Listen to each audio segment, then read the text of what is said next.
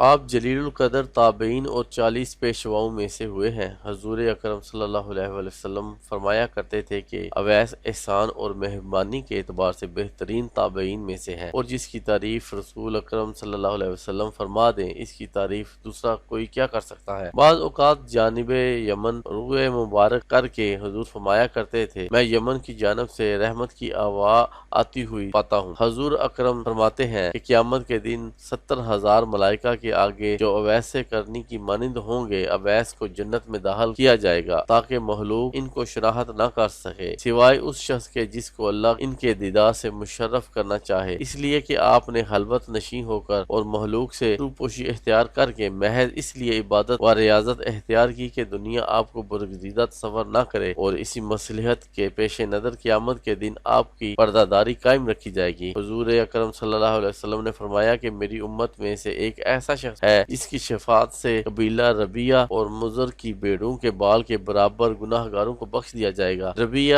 و مضر دو قبیلے ہیں جن میں بکثرت بھیڑیں پائی جاتی ہیں، اور جب صحابہ کرام رضی اللہ تعالیٰ عنہ نے حضور صلی اللہ علیہ وسلم سے پوچھا کہ وہ کون شخص ہے اور کہاں مقیم ہے، تو آپ صلی اللہ علیہ وسلم نے فرمایا کہ اللہ کا ایک بندہ ہے۔ پھر صحابہ کے اصرار کے بعد فرمایا وہ اویس کرنی رحمہ اللہ تعالیٰ علیہ ہے۔ جب صحابہ نے پوچھا کہ کیا وہ کبھی آپ کی خدمت میں حاضر ہوئے ہیں، آپ نے فرمایا کبھی نہیں، لیکن چشم ظاہری کے بجائے چشم باطنی سے ان کو میرے دیدار کی سعادت حاصل ہے، اور مجھ تک نہ پہنچنے کی دو وجوہ ہیں، اول غلبہ حال، دوم تعظیم شریعت کیونکہ اس کی والدہ مومنہ بھی ہے اور ضعیف و نبینہ بھی، اور اویس شتربانی کے ذریعے ان کے لیے معاش حاصل کرتا ہے۔ پھر جب صحابہ نے پوچھا کہ کیا ہم ان سے شرف نیاز حاصل کر سکتے ہیں، تو حضور صلی اللہ علیہ وسلم نے فرمایا کہ نہیں، البتہ عمر رضی اللہ تعالیٰ عنہ اور حضرت علی رضی اللہ تعالیٰ عنہ ان سے ملاقات ہوگی، اور ان کی شناخت یہ ہے کہ پورے جسم پر بال ہے اور ہتھیلی کے بائیں پہلو پر ایک درہم کے برابر سفید رنگ کا داغ ہے، لیکن وہ برس کا داغ نہیں، لہذا جب ان سے ملاقات ہو تو میرا سلام پہنچانے کے بعد میری امت کے لیے دعا کرنے کا پیغام بھی دینا۔ پھر جب صحابہ نے عرض کی آپ کے پیراہن کے حقدار کون ہیں، تو فرمایا ویسے کرنی۔ دور خلافت راشدہ میں جب حضرت عمر اور حضرت علی کوفہ پہنچے اور اہل یمن سے ان کا پتہ معلوم کیا، تو کسی نے کہا میں ان سے پوری طرح واقف نہیں، البتہ ایک دیوانہ آبادی سے دور عرفہ کی وادی میں اونٹ چرایا کرتا ہے اور خشک روٹی اس کی غذا ہے، لوگوں کو ہنستا ہوا دیکھ کر خود روتا ہے اور روتے ہوئے لوگوں کو دیکھ کر خود ہنستا ہے۔ چنانچہ حضرت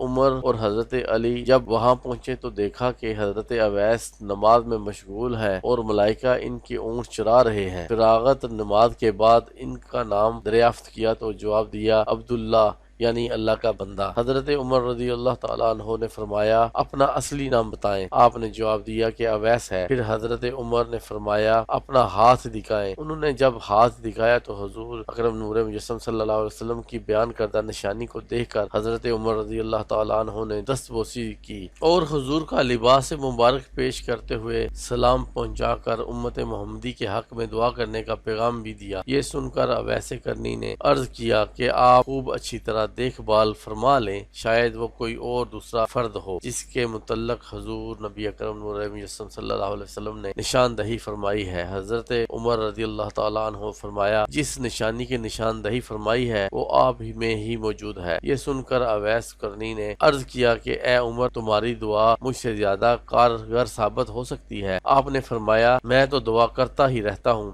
البتہ آپ کو حضور صلی اللہ علیہ وسلم کی وصیت پوری کرنی چاہیے۔ چنانچہ حضرت اویس کرنی نے حضور صلی اللہ علیہ وسلم کے لباس مبارک کچھ فاصلے پر لے جا کر اللہ تعالیٰ سے دعا کی کہ یا رب، جب تک تو میری سفارش پر امت محمدی کی مغفرت نہ کر دے، میں سرکار دو عالم صلی اللہ علیہ وسلم کا لباس ہرگز نہیں پہنوں گا، کیونکہ تیرے نبی نے اپنی امت کو میرے حوالے کیا ہے۔ چنانچہ غیب کی آواز آئی کہ تیری سفارش پر کچھ افراد کی مغفرت کر دی گئی، اسی طرح آپ مشغول دعا تھے۔ حضرت عمر رضی اللہ تعالیٰ عنہ اور حضرت علی رضی اللہ تعالیٰ عنہ آپ کے سامنے پہنچ گئے، اور جب آپ نے سوال کیا آپ دونوں حضرات کیوں آ گئے، میں تو جب تک پوری امت کی مغفرت نہ کروا لیتا اس وقت تک یہ لباس کبھی نہ پہنتا۔ حضرت عمر نے آپ کو ایسے کمبل کے لباس میں دیکھا اس کے نیچے تو نگری کے ہزاروں عالم پوشیدہ تھے۔ یہ دیکھ کر آپ کے قلب میں خلافت سے دستبرداری کی خواہش پیدا ہوئی اور فرمایا کہ کیا کوئی ایسا شخص ہے جو روٹی کے ٹکڑے کے بدلے میں مجھ سے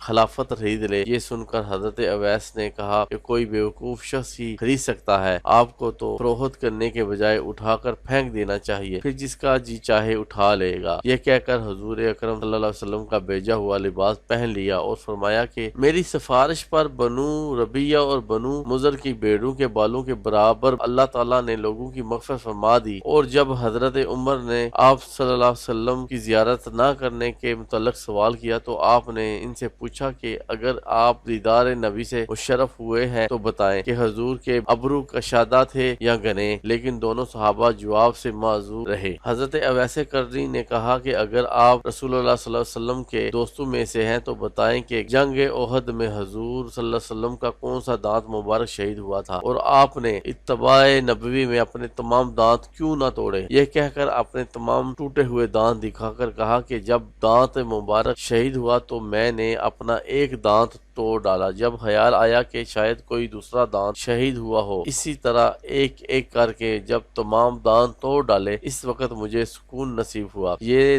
دیکھ کر دونوں صحابہ رضی اللہ تعالیٰ عنہ پر رکت طاری ہو گئی اور یہ اندازہ ہو گیا کہ پاس سے ادب کا حق یہی ہوتا ہے۔ جو حضرت اویس دیدار نبی صلی اللہ علیہ وسلم سے مشرف نہ ہو سکے لیکن اتباع رسالت کا مکمل حق ادا کر کے دنیا کو درس ادب دیتے ہوئے رخصت ہو گئے۔ جب حضرت عمر نے اپنے لیے دعا کی درخواست کی تو آپ نے کہا کہ نماز میں اتحیات کے بعد یہ دعا کیا کرتا ہوں، اللہم اغفر للمؤمنین والمؤمنات، اے اللہ تمام مومن مردوں عورتوں کو بخش دے، اور اگر تم ایمان کے ساتھ دنیا سے رخصت ہوئے تو تمہیں سرخروئی حاصل ہوگی ورنہ میری دعا بے فائدہ ہو کر رہ جائے گی۔ حضرت عمر نے جب وصیت کرنے کے لیے فرمایا تو آپ نے کہا کہ اے عمر، اگر تم خدا شناس ہو تو اس سے زیادہ افضل اور کوئی وصیت نہیں کہ تم خدا کے سوا کسی دوسرے کو نہ پہچانو۔ پھر پوچھا کہ اے عمر، کیا اللہ تعالیٰ تم کو پہچانتا ہے؟ آپ نے فرمایا ہاں۔ حضرت اویس نے کہا بس خدا کے علاوہ تمہیں کوئی نہ پہچانے، یہی تمہارے لیے افضل ہے۔ حضرت عمر نے خواہش کی کہ آپ کچھ دیر اس جگہ قیام فرمائیں، میں آپ کے لیے کچھ لے کر آتا ہوں۔ تو آپ نے